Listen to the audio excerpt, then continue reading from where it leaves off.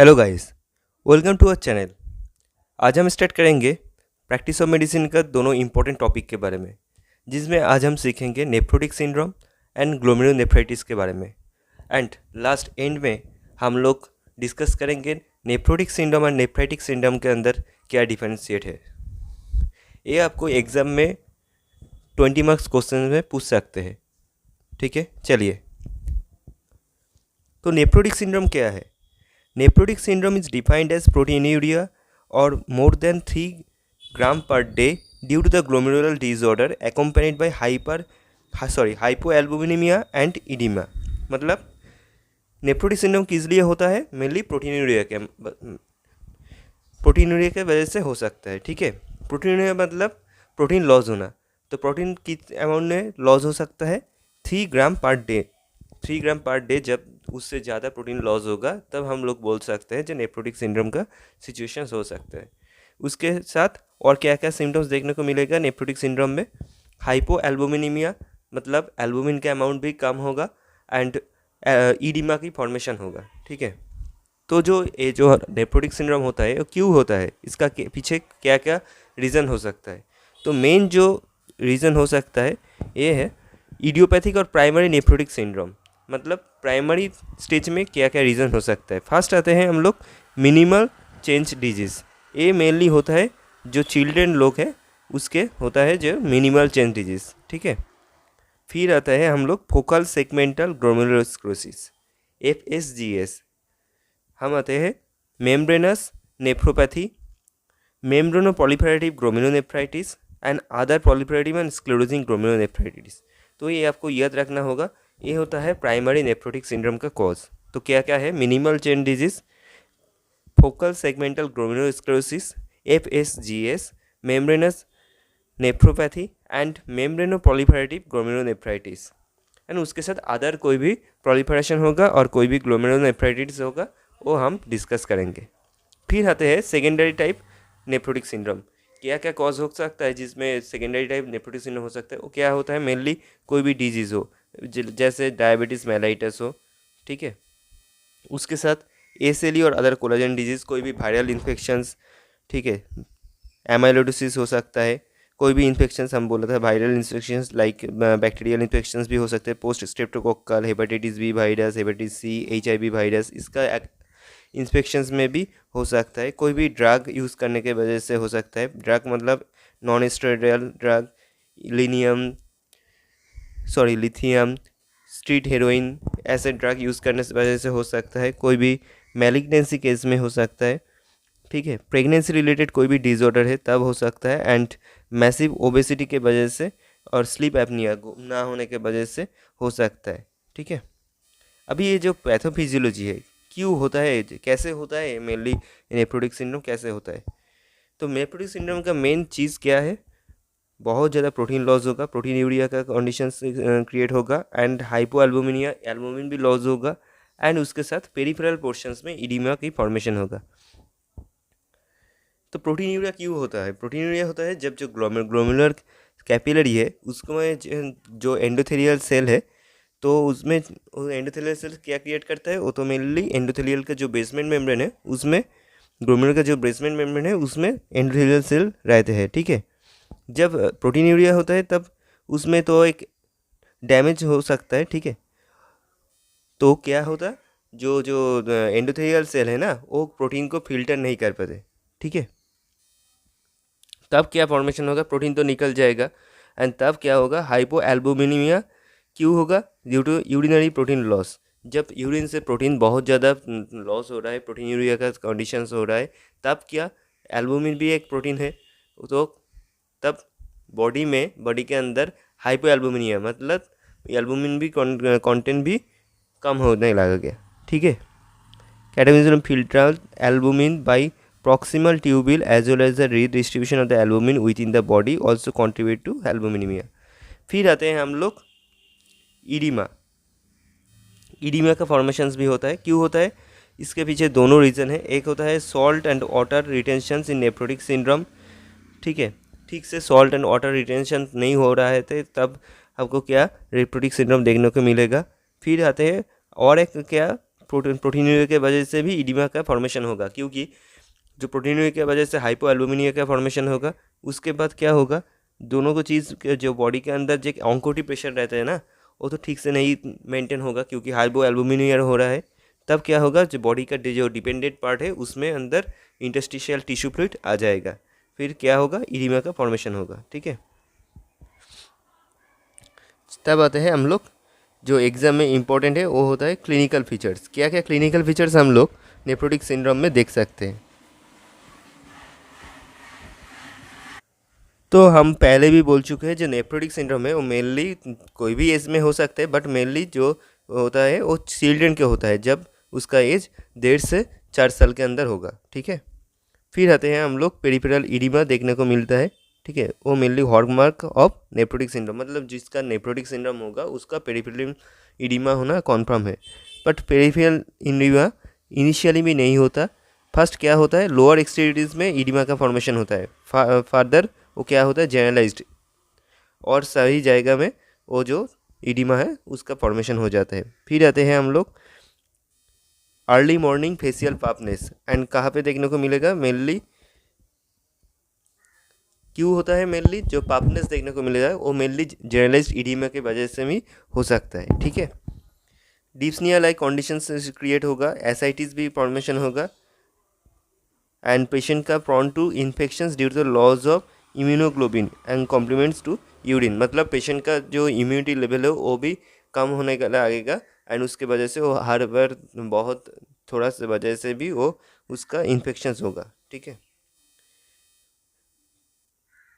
patient also have hypercoagulable state due to the urinary losses of antithrombin 3, protein C, protein S and increased platelet activations। ठीक है, vitamin D deficiency भी हो सकता है, hypochromic anaemia formation होगा, क्योंकि transparent iron loss होगा, मतलब आयरन के अंदर जो ट्रांसपेरेंट प्रोटीन है, ट्रांसपेरेंट प्रोटीन वो भी लॉस होगा, इसके लिए हाइपोक्रोमिक एनीमिया भी हो सकते हैं। तो हम लोग क्या क्या इन्वेस्टिगेशन कर सकते हैं कि इसमें हम समझ सकते हैं जो हाँ जो नेफ्रोटिक सिंड्रोम हुआ है। फर्स्ट हम लोग यूरिन एनालिसिस करेंगे। यूरिन एनालिसिस में हम लोग क्या देखेंगे, प्रोटीन यूरिया, मतलब 3 ग्राम पर डे से ज़्यादा प्रोटीन निकल रहा है क्या, ये हमको देखना पड़ेगा, क्योंकि जो नॉर्मल प्रोटीन निकलने का जो एक्सक्रीशंस कर अमाउंट है वो 150 मिलीग्राम 150 मिलीग्राम पर डे। ठीक है, जब 3 ग्राम से ज़्यादा निकल जाएगा तब हम लोग समझ सकते हैं जो उसका नेफ्रोटिक सिंड्रोम हुआ है। सीरम एल्बुमिन का लेवल लो है कि ना, 3 ग्राम पर डीएल से कम होगा तब हम लोग समझ सकते हैं जो नेफ्रोटिक सिंड्रोम हुआ है। फिर क्रिएटिनिन लेवल और यूरिया लेवल इंक्रीज़ हुआ है क्या, एंड कोलेस्ट्रॉल लेवल में एचडीएल तो सेम रहेगा और कम होगा, क्योंकि एचडीएल को बोलते हैं हम लोग गुड कोलेस्ट्रॉल, बट एलडीएल का अमाउंट एंड कोलेस्ट्रॉल का अमाउंट एलिवेटेड होगा। ठीक है, blood sugar, glycosylated haemoglobin test for diabetes, blood sugar test करना होगा। ठीक है, serum anticoagulants and complement levels are decreased, hepatitis B and C serology and HIV serology करना पड़ेगा, रेनल बायोप्सी करना पड़ेगा। ठीक है, अभी हम पेशेंट को कैसे मैनेज कर पाएंगे। ठीक है, तो पेशेंट को तो प्रोटीन लॉस हुआ है तो उसको डाइटरी प्रोटीन भी देना होगा। ठीक है, should replace the daily urinary protein losses to avoid negative nitrogen balance, मतलब जितना वो प्रोटीन लॉस कर रहा है उसके वजह से उसको उतना ही अमाउंट व उससे ज़्यादा अमाउंट प्रोटीन उसको देना पड़ेगा। ठीक है, oedema, this can be managed by dietary salt restrictions and diuretics, तो पेशेंट का ईडिमा होगा तो उसको डायरेटिक्स देना पड़ेगा एंड उसका सॉल्ट मैनेजमेंट करना होगा। Hyperlipidaemia, dietary modification and exercise should be advised, तो हाइपर लिपिडेमिया की वजह से उसको एक्सरसाइज करने को बोलना पड़ेगा। ठीक है, हाइपर कोआगुलेबल स्टेट। फिर आते हैं हम लोग treatment and underlying cause. Steroid दे सकते हैं हम लोग। Steroid is beneficial in only 20 to 30% cases of focal segmental glomerulonecrosis, तो स्टेरॉयड भी दे सकते हैं। फिर हम लोग क्या, membranous nephropathy response to alternating monthly corticosteroid and monthly oral chlorambucil over 6 month, मतलब कॉर्टिकोस्टेरॉयड मतलब स्टेरॉयड ट्रीटमेंट हम लोग कर सकते हैं। फिर हम लोग आते हैं हमारा नेक्स्ट टॉपिक जो है नेफ्राइटिक सिंड्रोम और ग्लोमेरुलोनेफ्राइटिस। ये एग्ज़ाम के लिए इम्पॉर्टेंट एक टॉपिक है, तो हम लोग ग्लोमेरुलोनेफ्राइटिस बोलते क्या वो समझ सकते हैं। ग्लोमेरुलोनेफ्राइटिस मतलब इन्फ्लेमेशन ऑफ द ग्लोमेरुलाई, जो ग्लोमेरुलाई मेम्ब्रेन है उसमें कोई भी इन्फ्लेमेशन हो जाएगा तब हम लोग बोल सकते हैं जो ग्लोमेरुलोनेफ्राइटिस का कंडीशंस क्रिएट हुआ है। यहाँ पे क्या होगा, ग्लोमेरुलाई का जो लेयर है उसका इन्फ्लेमेशन क्रिएट होगा एंड तब क्या होगा, हीमाचूरिया का conditions, RBC cast and pyuria सब कुछ होगा वहाँ पर, ठीक है। एंड उसके साथ क्या क्या देखने को मिलेगा, प्रोटीनयूरिया एंड हाइपरटेंशंस, ये सब सिम्टम्स क्रिएट होगा ग्लोमेरुलोनेफ्राइटिस में। हाइपरटेंशन भी क्रिएट होगा एंड प्रोटीनयूरिया तो होगा ही, ठीक है। क्यों होता है ग्लोमेरुलोनेफ्राइटिस? प्राइमरी ग्लोमेरुलर डिजीज, कोई भी प्राइमरी ग्लोमेरुलर डिजीज के अंदर क्या क्या हो सकता है, focal segmental glomerular sclerosis, membranous glomerulonephritis, membranoproliferative glomerulonephritis, crescentic glomerulonephritis, ठीक है। और सिस्टमिक के अंदर क्या क्या है, कोई भी डिजीज़ लाइक डायबिटीज़ मेलाइटस, एसिडी, ठीक है, polyarthritis, purpura, Goodpasture syndrome, sickle cell nephropathy, कोई भी infections like bacteria viral infections like post streptococcal glomerulonephritis, syphilis, virus के अंदर क्या क्या है, hepatitis B, C, HIV infections, ठीक है, cytomegalovirus infections, malaria skin infections.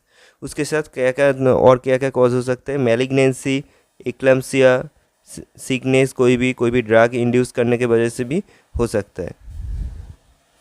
अभी हम देखते हैं जो क्लिनिकल फीचर्स क्या क्या है। पेशेंट को हीमाचूरिया का फॉर्मेशन हो सकता है, ठीक है, पेशेंट के हीमाचूरिया सिम्टम्स देखने को मिलेगा, हाइपरटेंशंस, ओलिग्यूरिया एंड इडिमा देखने को मिलेगा, जो नेफ्रोटिक सिंड्रोम का सिम्टम्स है वो यहाँ पर भी देखने को मिलेगा, ठीक है।